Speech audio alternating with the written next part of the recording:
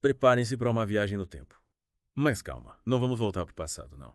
A gente vai se aventurar pelo futuro. Hoje a gente mergulha de cabeça na escatologia bíblica. Isso aí.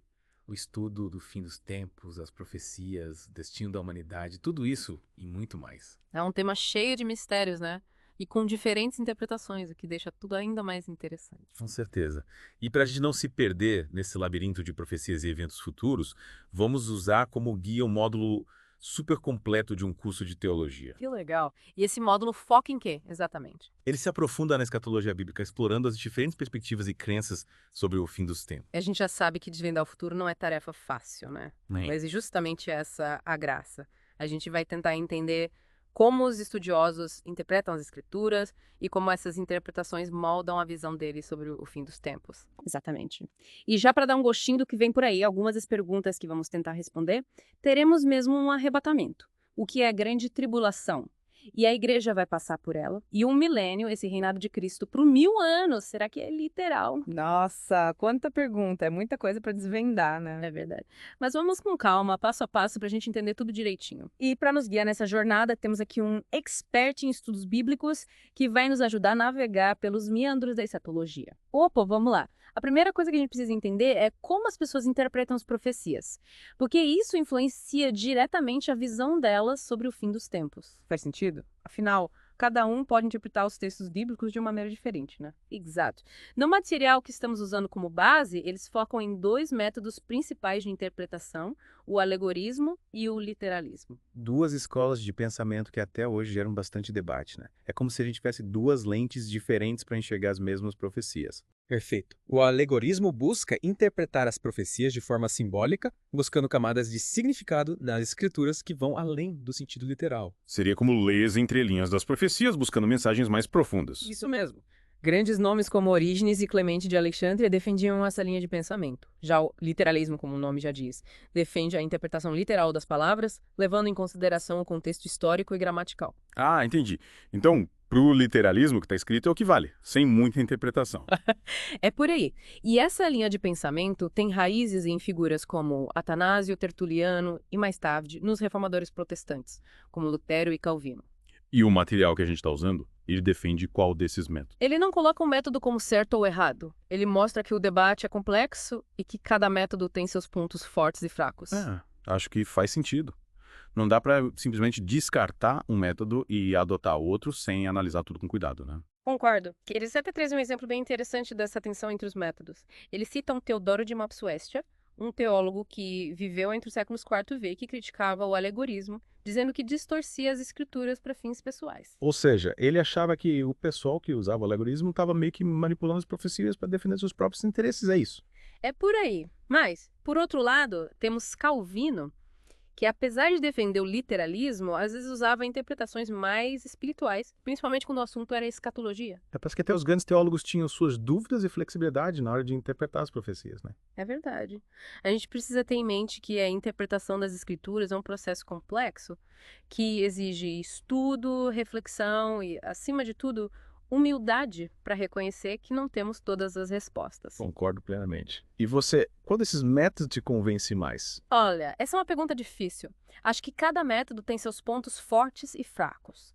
O importante é usar o bom senso, analisar o contexto e, principalmente, buscar entender a mensagem principal que o texto quer transmitir. Faz sentido. E falando em mensagem principal, vamos aos eventos que são o centro das atenções na escatologia bíblica: o arrebatamento, a grande tribulação, a segunda vinda de Cristo, o milênio e o juízo final. Uau, só nomes impactantes, né?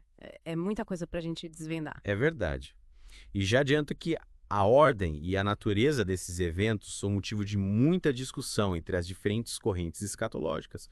Mas a gente vai explorar cada um deles com calma para entender direitinho as diferentes interpretações. Combinado. Vamos começar desvendando os mistérios do arrebatamento. Bora lá. Afinal, quem não quer ser levado para o céu num piscar de olhos, né? Mas como a gente já sabe, nem tudo é tão simples assim. Existem diferentes visões sobre o momento em que o arrebatamento vai acontecer. Exato. E o material que estamos usando como base, ele defende a visão do arrebatamento pré-tribulacionista. Ou seja, eles acreditam que a igreja será arrebatada antes da grande tribulação, sendo poupada de todo aquele sofrimento. Interessante. Mas antes da gente se aprofundar nessa visão, me conta uma coisa. O material fala sobre as diferentes palavras em grego usadas para a vinda de Cristo. Sim, eles mencionam parousia, epifaneia e apocalipse. Tais palavras diferentes para a vinda. E como isso influencia o debate sobre o arrebatamento? É incrível como a riqueza do idioma original pode influenciar a interpretação. Parousia, por exemplo, pode ser traduzida como presença e é usada em diferentes contextos, tanto para o arrebatamento quanto para a vinda gloriosa de Jesus. Já a epifania tem um sentido mais de manifestação gloriosa, um brilho à frente. E Apocalipse seria revelação, exposição, a manifestação completa de Jesus, mostrando ele como o Rei dos Reis. Exatamente. E o material argumenta que nenhuma dessas palavras, por si só, define o momento do arrebatamento, mas elas revelam características importantes sobre a volta de Cristo, complementando a visão geral do evento. Que legal! É como se cada palavra fosse uma peça de um quebra-cabeça que juntas formam uma imagem completa da volta de Cristo. Mas agora, me conta mais sobre esse arrebatamento pré-tribulacionista que eles defendem. Quais são os argumentos? Eles se baseiam em diversos textos bíblicos e tipologias do Antigo Testamento. Um exemplo que eles usam é o resgate de Ló de Sodoma, antes da destruição da cidade, como uma analogia ao arrebatamento da igreja antes da grande tribulação. Seria como se a história de Ló fosse um prenúncio do que vai acontecer com a igreja. Deus protegendo seu povo antes do juízo divino. É essa a ideia. E por falar em grande tribulação, eles a descrevem como um período de sofrimento intenso e julgamento divino sobre a terra, associado à ascensão do anticristo. E eles acreditam que esse período terá 7 anos de duração, divididos em 2 fases distintas, sendo a segunda metade ainda mais severa. 7 anos de caos e sofrimento. É de arrepiar. E eles falam se a igreja vai passar por esse período. Eles argumentam com base em suas interpretações que a igreja será poupada da grande tribulação, sendo arrebatada antes do início desse período. E aí, o que você acha disso? Se coloca no lugar de quem vive essa época, como se sentiria? Olha, sinceramente, acho que estaria roendo as unhas de tanta ansiedade. Mas, ao mesmo tempo, a esperança do arrebatamento seria um alento e tanto em meio a tanto caos. Com certeza. É uma mistura de medo e esperança. Mas, por falar em esperança, vamos para outro evento que, apesar de controverso, traz uma perspectiva mais positiva. Um milênio. O famoso reinado de 1000 anos de Cristo aqui na Terra. Mas me conta, o material que estamos usando defende que esse reinado é literal. Sim, eles defendem a visão pré-milenista, acreditando em um reinado literal de Cristo por 1000 anos aqui na Terra após a grande tribulação. E como eles chegam a essa conclusão? Eles se baseiam principalmente em profecias do Antigo Testamento e em detalhes do livro de Apocalipse. E como seria esse período, segundo eles? Eles descrevem o milênio como um período de paz, justiça e prosperidade, com a restauração de Israel e o governo justo de Cristo. E aí, como você imagina um mundo sob o comando de Jesus por 1000 anos? Olha, acho que seria uma baita reviravolta. As guerras, a fome, as injustiças, tudo isso seria coisa do passado. Mas será que a natureza humana ia mudar tanto assim? Difícil imaginar um mundo perfeito, né? É verdade. É um exercício tanto para a nossa imaginação. Mas o importante é que, independente de como o milênio vai ser, o material deixa claro que ele representa a vitória final do bem sobre o mal e a restauração da ordem divina. Com certeza. E depois de 1000 anos de paz e justiça, o que acontece? Chegamos ao juízo final. Exatamente. O material descreve o juízo final como um momento da prestação de contas definitiva, onde toda a humanidade, viva ou morta, será julgada por Deus de acordo com suas ações. Parece que ninguém escapa do julgamento divino. Mas e aí o que acontece com quem é condenado? Eles falam sobre o lago de fogo, que seria o destino final dos ímpios, um lugar de sofrimento eterno. Que pesado. E quem é salvo, para onde vai? Eles descrevem um novo céu e uma nova terra, um lugar de perfeita harmonia e felicidade eterna na presença de Deus, sem dor, sofrimento ou morte. Um final apoteótico para a história da humanidade. Mas antes de a gente chegar nesse ponto, tem muita coisa para desvendar ainda. Verdade. A gente deu uma pincelada nos eventos principais, mas ainda precisamos entender as nuances de cada um deles. E já que falamos do arrebatamento, que tal a gente voltar um pouco e entender as diferentes correntes que interpretam esse evento? Boa. Afinal, o pré-tribulacionismo não é a única visão sobre o arrebatamento, né? Exatamente. No material, eles mencionam o pré, o meso e o pós-tribulacionismo. E pra gente não se perder nesse mar de ismos, acho que seria legal a gente destrinchar cada uma dessas teorias. Concordo. Vamos começar pelo pré-tribulacionismo, que já demos uma olhada por cima, mas vale a pena aprofundar. Perfeito. Como a gente já viu, Essa corrente defende que a igreja será arrebatada antes da grande tribulação, sendo poupada do período de sofrimento e julgamento divino. Mas que tipo de argumentos eles usam para defender essa ideia? Bom, além dos argumentos que a gente já mencionou, como o resgate de Ló de Sodoma, eles também se baseiam na ideia da igreja como noiva de Cristo. Eles argumentam que Deus não permitiria que sua noiva, a igreja, passasse por tamanho sofrimento. Faz sentido? É como se Deus estivesse protegendo sua amada de todo o caos que está por vir. Exatamente. De volta para nossa viagem pelo futuro. E aí, preparados para mais descobertas sobre a escatologia bíblica. Preparadíssima. Na primeira parte, a gente mergulhou no arrebatamento, né? Vimos as diferentes correntes, o pré, o meso e o pós-tribulacionismo. O debate é intenso, cada uma com sua interpretação sobre quando a igreja vai ser arrebatada. Mas agora, a gente vai dar um zoom no milênio, os 1000 anos de reinado de Cristo aqui na Terra. E o material que a gente está usando como base, ele defende a visão pré-milenista. Ou seja, para eles, esse reinado vai rolar de verdade aqui na Terra mesmo, depois da grande tribulação. Uau. 1000 anos com Jesus no comando. Mas como seria viver nesse período? O material descreve o milênio como uma era de ouro, com paz, justiça e prosperidade global. Imagina só, natureza restaurada, as nações vivendo em harmonia, sem pobreza, sem fome. Nossa, parece um sonho. Mas e aí a gente ia virar anjo de repente. A natureza humana ia mudar assim da noite pro dia. Boa pergunta. E aí que a coisa fica interessante. O material sugere que, mesmo com Cristo reinando, a natureza humana pecaminosa ainda existiria. As pessoas ainda teriam livre-arbítrio, então, imagine, ainda haveria possibilidade de conflitos e desobediência. Caramba. Então, mesmo com Jesus no comando, ainda ia ter gente aprontando. Pelo visto, a gente não se livra tão fácil da nossa natureza pecaminosa. Mas como o material concilia essa ideia com a imagem de um milênio todo pacífico e próspero? Eles explicam que a presença de Cristo e a ação do Espírito Santo exerceriam uma influência poderosa limitando o mal e promovendo a justiça. Haveria um florescimento da cultura, da ciência, das artes, a humanidade direcionando seus talentos para o bem, sabe? Então seria como uma versão idealizada da sociedade humana, com potencial para o bem sendo cultivado e o mal sendo contido. Isso. Mas é claro, com a possibilidade de rebeldia ainda presente. E por falar em rebeldia, o que aconteceria com quem se rebelasse contra o governo de Cristo durante o milênio? Boa pergunta. O material diz que haveria julgamentos para quem persistisse na maldade. A justiça de Cristo ia prevalecer, garantindo a ordem e a harmonia. Interessante. Mas e as outras correntes escatológicas? O que elas dizem sobre o milênio? A gente já viu o pré-milenismo, mas tem também o amilenismo e o pós-milenismo, né? É verdade. O amilenismo, como o nome sugere, não acredita no reinado literal de Cristo por 1000 anos aqui na Terra. Para eles, o milênio é simbólico. Simbólico, como assim? Eles interpretam as passagens bíblicas sobre o milênio como uma representação do reinado espiritual de Cristo na igreja durante a era presente. Ou seja, para eles, a gente já está vivendo no milênio, de forma espiritual, com Cristo reinando nos corações dos crentes. Ah, entendi. Então, para o milenismo, o milênio não é um evento futuro, mas uma realidade espiritual que já está acontecendo. Exatamente. Eles veem a história como uma batalha constante entre o bem e o mal, com a igreja avançando o reino de Deus em meio às dificuldades e perseguições. Faz sentido. E o pós-milenismo? Como eles enxergam o milênio? Bom, o pós-milenismo acredita que o mundo vai gradualmente se tornar mais cristão e pacífico através da evangelização e da influência do evangelho. Eles acreditam que, eventualmente, a maioria da população mundial vai se converter ao cristianismo, levando a um período de paz e prosperidade, que seria o milênio. Então, para eles, o milênio é um processo gradual que culmina com a volta de Cristo. Tipo, a humanidade se converte, o mundo fica em paz e aí Jesus volta para reinar. É isso aí. Mas o material que a gente está usando, ele argumenta que o pré-milenismo é a visão mais coerente com as escrituras, sabe? Eles apontam para várias passagens que, segundo eles, indicam o reinado literal de Cristo por 1000 anos aqui na Terra. Interessante. Pelo jeito, cada corrente tem seus argumentos e suas interpretações. E é isso que torna o estudo da escatologia tão fascinante. A gente precisa ter a mente aberta para considerar as diferentes visões, analisar os argumentos com cuidado. Mas, voltando ao milênio, o material que estamos analisando também descreve o que acontece depois desses 1000 anos de reinado de Cristo, né?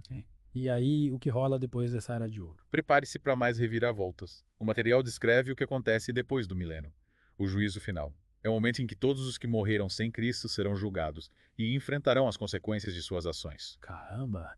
Então, mesmo depois do milênio, ainda tem um julgamento final. Mas peraí, se Jesus já reinou por 1000 anos, qual a necessidade de um novo julgamento? É uma boa pergunta. O material me explica que, durante o milênio, o mal vai ser contido, mas não totalmente erradicado. A natureza humana pecaminosa ainda vai estar presente, e haverá pessoas que se rebelarão contra o governo de Cristo. Então, esse julgamento final seria para aqueles que mesmo tendo a chance de viver sob o reinado de Cristo, escolheram rejeitá-lo. Exatamente. O material enfatiza que Deus é justo e misericordioso, mas também é santo e exige justiça. O juízo final é a demonstração final da justiça divina, separando os que se arrependeram e creram em Cristo daqueles que o rejeitaram. Uau! É muita coisa para processar, né? A gente tem o arrebatamento, a grande tribulação, o milênio, o juízo final e ainda tem mais. E por falar em tem mais, o material também descreve o destino final daqueles que são salvos, a Nova Jerusalém. Uma cidade celestial que desce do céu, representando a morada eterna dos remidos. Cara, imagina só, uma cidade inteira descendo do céu. Que visão incrível. Mas como o material descreve essa Nova Jerusalém? Eles usam termos como gloriosa, radiante, perfeita. É descrita como um lugar de beleza inimaginável, construída com materiais preciosos, ouro, prata, pedras preciosas e o mais importante, Deus vai habitar ali com seu povo para sempre. Nossa, é de arrepiar, né? Uma cidade eterna, sem dor, sem sofrimento, sem morte, onde Deus estará presente em toda a sua glória. Mas e aí, o que acontece com os que não são salvos? O material menciona o Lago de Fogo, que é descrito como um lugar de sofrimento eterno, destinado àqueles que rejeitaram a Cristo. É uma descrição bem impactante, que nos faz refletir sobre a seriedade das nossas escolhas. Com certeza. É um lembrete de que a eternidade é real e que as nossas decisões nesta vida têm consequências eternas. Mas, no fim das contas, a mensagem central da escatologia é a esperança, né? A certeza de que Deus está no controle e que, apesar de todas as tribulações, o bem vencerá o mal. Exatamente. A Nova Jerusalém, a morada eterna com Deus, é a culminação de todo o plano divino. E essa esperança nos impulsiona a viver uma vida de fé e obediência, confiando que, independente do que o futuro nos reserva, Deus está no controle de tudo. Concordo plenamente. Saber que o final da história já está escrito nos dá força para enfrentar os desafios do presente. E por falar em desafios, a gente ainda tem muito o que explorar nesse universo da escatologia bíblica. Mas acho que por hoje já deu para ter uma boa noção dos eventos que, segundo o material que a gente está usando como base, vão marcar o fim dos tempos. Verdade? A gente explorou bastante coisa, né? Mas ainda tem muito mistério para desvendar. E a gente volta na próxima parte para desvendar mais alguns desses mistérios, certo? Isso aí. Até lá. De volta para a nossa última parte do mergulho na escatologia bíblica. Já desvendamos vários mistérios, hein? Mas ainda falta uma peça fundamental nesse quebra-cabeça do fim dos tempos. Qual seria o juízo final? Quase isso. A gente precisa falar do anticristo. É, ele. O filme mais famoso da escatologia. Ele mesmo. A figura que, por séculos, tem povoado o imaginário popular. É livro, filme, teoria da conspiração. E o material que a gente está usando como base não economiza nos detalhes sobre esse personagem, né? Eles o descrevem como um líder poderoso e enganador que vai liderar um império global e perseguir os cristãos durante a grande tribulação. Exatamente. E para traçar o perfil do anticristo, eles se baseiam em várias passagens bíblicas, como em Daniel 7, onde ele é descrito como um chifre pequeno, que surge em meio a outros chifres, representando um líder que se levanta e derruba outros governantes para tomar o poder. E no livro de Apocalipse, as descrições são ainda mais impactantes, né? Sem dúvida. Lá em Apocalipse 13, ele é retratado como uma besta que emerge do mar, com 10 chifres e 7 cabeças, simbolizando um poder político e religioso que domina o mundo. O Apocalipse capricha nos simbolismos. Mas o que fica claro é que o anticristo vai ser uma figura de grande poder e influência capaz de enganar multidões e liderar uma rebelião contra Deus. Com certeza. Mas e a origem do anticristo? O material fala de onde ele vem. Eles se inclinam para a visão de que o anticristo vai surgir do antigo Império Romano. Do Império Romano, tipo, uma volta ao passado. Mais ou menos isso. Eles acreditam que vai surgir uma confederação de nações que vão se unir sob a liderança do anticristo. Seria tipo um revival do Império Romano, só que em versão high-tech e muito mais sinistra. É por aí. E eles até apontam para algumas características do mundo atual que, segundo eles, indicam que essa confederação já está se formando. Tipo o quê? Eles falam da globalização, a união de blocos econômicos e políticos e o avanço tecnológico, que permite um controle cada vez maior sobre a população. Realmente, o cenário global está bem propício para esse tipo de liderança, né? Pois é. Mas e como o anticristo vai conseguir esse poder todo? As pessoas vão simplesmente entregar o controle para ele. Aí que entra os dotes de manipulador do nosso querido anticristo. O material destaca que ele vai usar de persuasão, promessas de paz, prosperidade e até mesmo falsos milagres para seduzir as massas e se consolidar no poder. Faz sentido. Em tempo de crise, as pessoas ficam mais vulneráveis a esse tipo de promessa fácil, né? Com certeza. É como se ele se aproveitasse da fragilidade humana para alcançar seus objetivos. E não podemos esquecer do falso profeta, o braço direito do anticristo. Verdade. O falso profeta é descrito como uma figura religiosa que vai usar de falsos milagres e de uma lábia poderosa para convencer as pessoas a adorarem o anticristo como um deus. Seria como se ele fosse relações públicas do anticristo, né?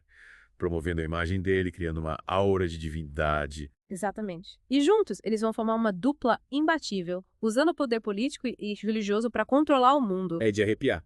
Mas e quem se recusar a seguir o anticristo e o falso profeta? O que acontece com essas pessoas? Aí a coisa fica feia. O material deixa claro que quem se mantiver fiel a Cristo vai sofrer perseguição durante o reinado do anticristo. Eles falam da marca da besta, que vai ser imposta a todos que quiserem participar do sistema econômico e social controlado pelo anticristo. A marca da besta. Seria tipo um símbolo de lealdade ao anticristo. Isso. E quem se recusar a receber essa marca vai ser excluído do sistema, perseguido e até mesmo morto. Que situação.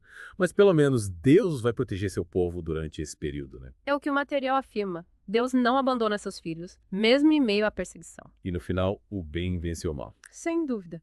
E essa vitória vai acontecer na Batalha do Armagedão. O grande confronto final entre o bem e o mal, que vai definir o destino da humanidade. A Batalha do Armagedão. É muita coisa para processar. A gente está falando de uma guerra apocalíptica. O material descreve tudo em detalhes no livro de Apocalipse. Exércitos colossais se enfrentando, terremotos, chuvas de fogo, rios de sangue. Nossa, que cenário. Mas, e aí, quem vence essa batalha? O exército de Deus, é claro, liderado por Jesus Cristo. O anticristo e o falso profeta são derrotados e lançados no lago de fogo. E com o mal derrotado, o palco está pronto para o reinado de 1000 anos de Cristo, um milênio. Isso aí. Paz, justiça e prosperidade para a humanidade. E depois do milênio a gente tem o juízo final, a Nova Jerusalém. Eita, acho que a gente cobriu tudo, hein? Acho que sim. Desvendamos os mistérios do arrebatamento, da grande tribulação, do anticristo, do milênio. E da Nova Jerusalém, o destino final daqueles que são salvos. É isso aí. Espero que você que está acompanhando a gente tenha curtido a viagem e aprendido um pouco mais sobre os mistérios do fim dos tempos. Com certeza. Foi uma jornada incrível. Obrigada pela companhia e até a próxima.